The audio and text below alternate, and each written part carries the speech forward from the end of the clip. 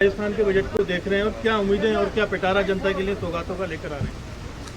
आप पहले तो देखिए, मुंह मीठा कीजिए और मैं देवतुल्य जनता राजस्थान की उनको नमन करता हूं और ये पूर्णतः आश्वस्त करता हूं कि आदरणीय मुख्यमंत्री महोदय श्रीमान भजनलाल शर्मा साहब ने सरकार बनने के पश्चात पहला जो बजट दिया था उसको विपक्ष ने भी वाहवाही की थी और विपक्ष ने भी ये कहा था कि राजस्थान की जनता ने ये सोचा था कि ऐसा बजट तो अंतिम में आता है, क्योंकि विपक्ष अंत में ऐसी घोषणाएं करता है जो पूरी नहीं होती। लेकिन राजस्थान सरकार ने, भाजपा की सरकार ने, मुख्यमंत्री भजनलाल जी ने और उप मुख्यमंत्री दिया कुमार जी ने ऐतिहासिक चौं विकास के लिए बजट दिया। इसीलिए कहते हैं डबल इंजन की सरकार। उसी क्रम में जो हमारा संकल्प है, क्या युवा, क्या किसान, क्या मातृशक्ति, किसी भी गरीब कल्याणकारी योजनाओं के द्वारा हमारी राजस्थान की जनता को हम लोग क्या उनका आशीर्वाद ले सके, किस प्रकार से राजस्थान का विकास कर सके, उसी क्रम में ऐतिहासिक बजट आज फिर आने वाला है।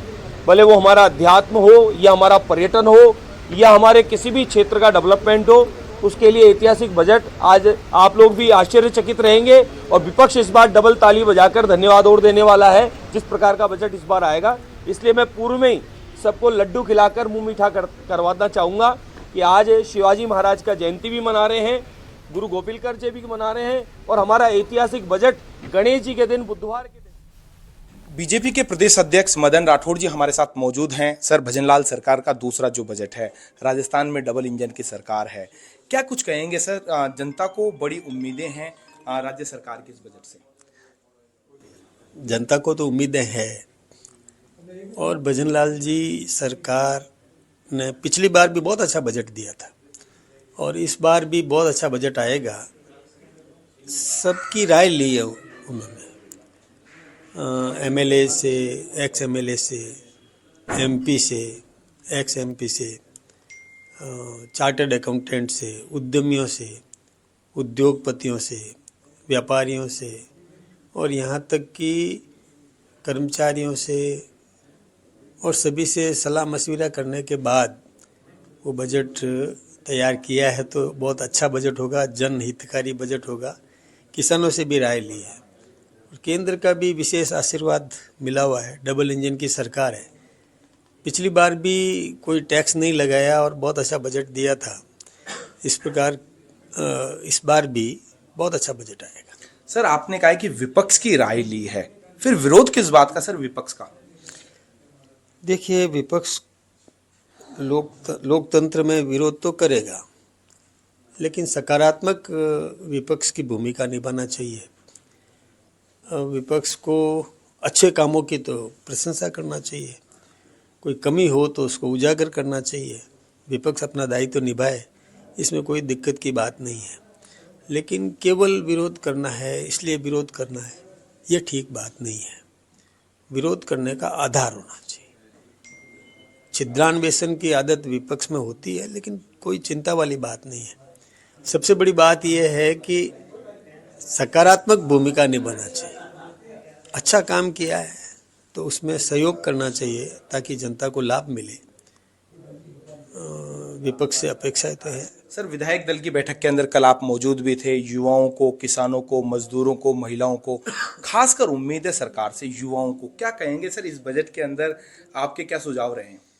देखिए, महिलाओं के लिए भी, SC ST के लिए भी जब केंद्र सरकार ने और ये घोषणा करी कि उनको भी उद्यमी बनाने के लिए और ऋण सुविधा उपलब्ध कराई, तो ये तो अच्छी बात है ना कि SC के लोग, ST के लोग, महिलाएं ये उद्योग में आए।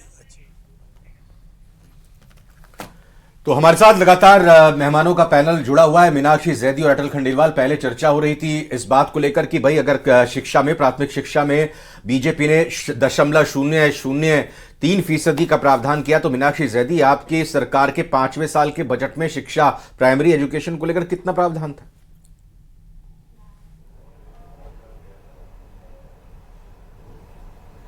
कनेक्शन गया। मीनाक्षी जी, अटल जी, मुझे लग रहा है वो सवाल नहीं सुन पा रही होंगी, आप सवाल पहुंचा दीजिए हम तक। बेसिकली नहीं, वही कनेक्शन ही चला गया, तो हम दोनों एक ही कनेक्शन से जुड़े हुए हैं। ऐसा नहीं है कि मैं सवाल नहीं सुन पा रही हूँ।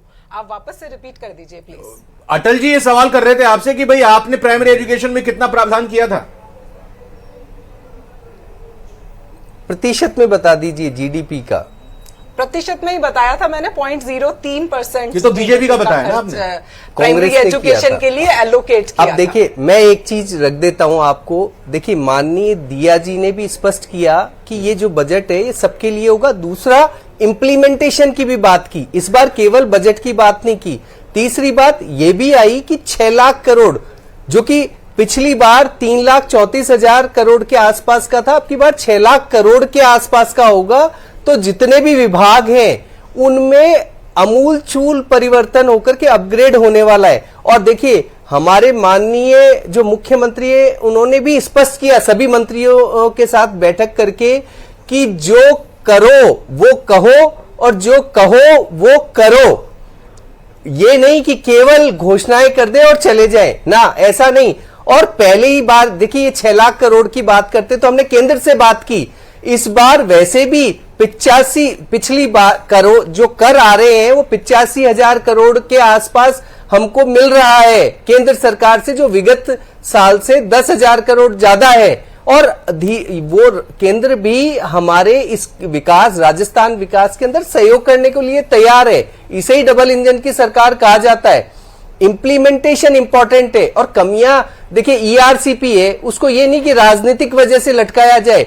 वो आए और कर दिया कि भाई ये ईआरसीपी का है, ये इतने 4,01,02 क्यूबिक मिलियन ये पानी 13 डिस्ट्रिक्टों को, अब शायद 21 डिस्ट्रिक्टों को मिल जाएगा। तो ये तरीका होता है, उसको लटकाए जाना छोटी छोटी बातों को कि वो एमपी ये नहीं कह रहा, राजस्थान ये नहीं कह रहा, केंद्र ये नहीं कह रहा, कभी मैं चला जाऊं कभी तू नहीं। अगर आप रियलिस्टिक में चाहते हो कि जनता की भलाई करो तो सीधी सीधी बात करो, सीधे तरीके से बजट दो, उसका इंप्लीमेंटेशन देखो, विभागों से पूछो कि अगर इंप्लीमेंट नहीं किया तो क्यों नहीं किया। हमारे यहाँ पर ये